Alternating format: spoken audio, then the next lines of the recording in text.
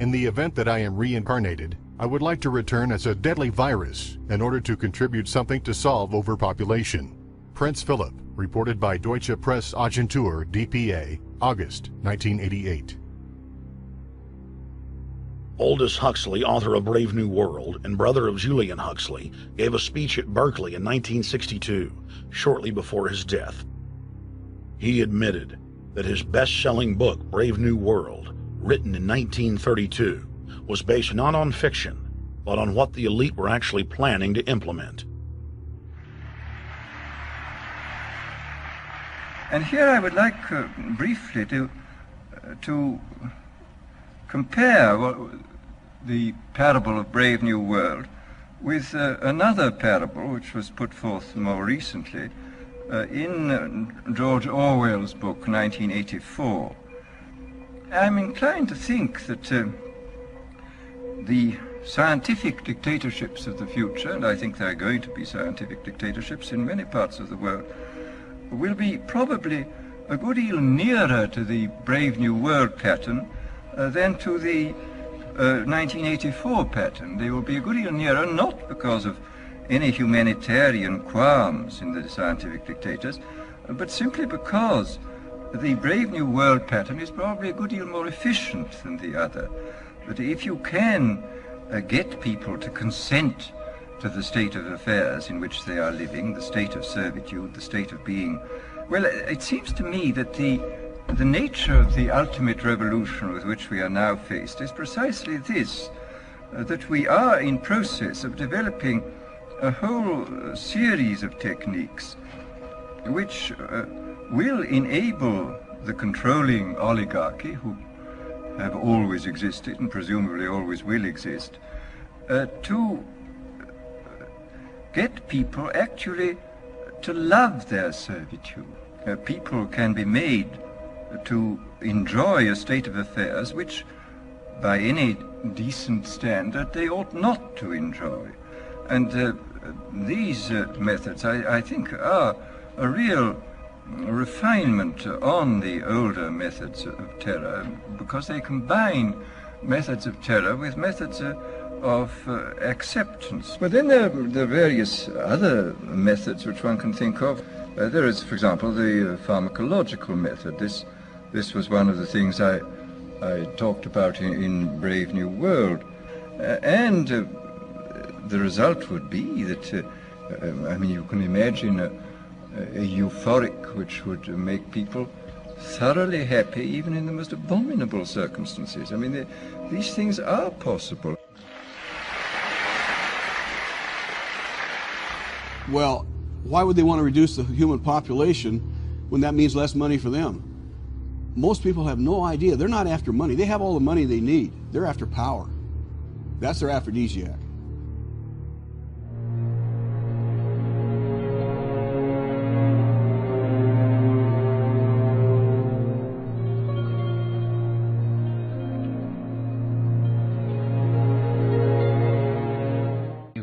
Talking about these RFID chips going and everything that can track you wherever you go. It's going to be on your license, your driver's license by May 2008.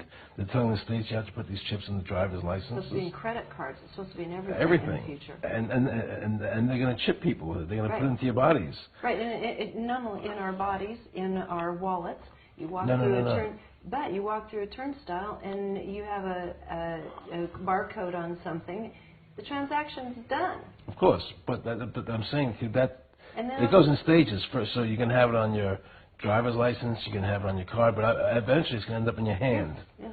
Right? It's going to end up in your hand. So you're going to have a homing device built into you. Right. They can track you wherever they want to track you, wherever you want. If you have a cell phone or if you have a GPS system in your car, they can do that anyway. It's just making it a lot easier. Well, I mean, you chip now, it's going to be chipped like a dog. Right. You know, if I don't want to be chipped, I'm not going to be chipped. Right. But the fact is that, you know, you're not going to be able to start your computer, or you're not going to be able to have a bank account. And if you're chipped, then all money now becomes digitized. They can take the chips out of you whenever they want to. I mean, they can take your money from you whenever they want to. You have no say. You owe us this much money. You owe us this much money. And they just take it out of your digits. Right. You know, so you have no privacy left. Right. You know, I mean, if I don't want to have a cell phone, I can throw it away. If I don't want GPS in my car, I can get rid of it. Right. Once they want to implant you in it, and there's no more money, there's no more cash, and you're in a cashless society, you have to have that chip in you if you want to buy food, right? So, and if you protest like I do, if you fight what they're doing, they can just turn off my chip. I can't even buy food. I can't pay my bills. Right? It's total control. It's slavery. It's slavery. When I was running for governor in Nevada, he came to me, introduced himself to me through an attorney, and we became friends. We started talking about things, and I learned an awful lot from Mr. Rockefeller. So the ultimate goal that these people have in mind is the goal to create a one-world government run by the banking industry, run by the bankers, right? And the whole agenda is to create a one-world government where everybody has an RFID chip implanted in them. All money is to be in those chips, right? There'll be no more cash. And this is given me straight from Rockefeller himself. This is what they want to accomplish. And all money will be in your chips. And so instead of having cash, anytime you have money in your chip, they can take out whatever they want to take out whenever they want to. If they say you owe us this much money in taxes, they just deduct it out of your chip digitally. Total control. Total control. And if you're like me or you, and you're protesting what they're doing, they can just turn off your chip. And you have nothing. You can't buy food. You can't do anything. It's total control of the people. And that chip's connected to a database that has your purchasing records, what you do, what everything. you sell. Everything is in there, you know? And so they want a one-world government controlled by them, everybody being chipped, all your money in those chips, and they control the chips, and they control the people. And you become a slave. You become a serf to these people. Well, it's more like, you know, how do I put it? It was like, what do you care about them? What do you care about those people? What difference does it make to you? Take care of your own life. Do the best you can for you and your family. What do the rest of the people mean to you? They don't mean anything to you. They're just serfs. They're just people. You know, it was just a lack of caring, you know, and that's just not who I was. It was just sort of like cold, you know. It was just like cold, you know. And I used to say to him, what's the point of all this? You have all the money in the world you need. You have all the power you need. What's the point?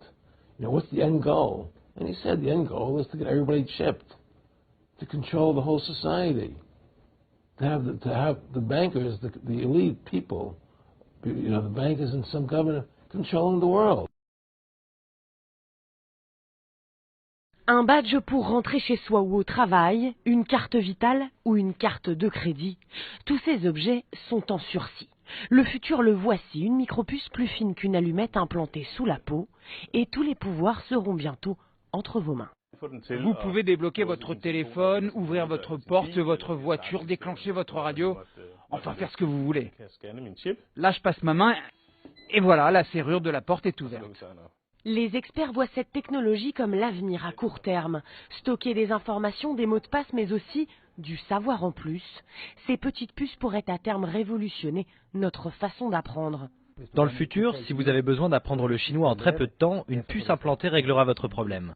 Mais le but premier de ces puces est avant tout économique, inciter les consommateurs à acheter plus facilement. Certaines boîtes de nuit utilisent déjà le dispositif. Les clients y payent leur consommation d'un revers de main.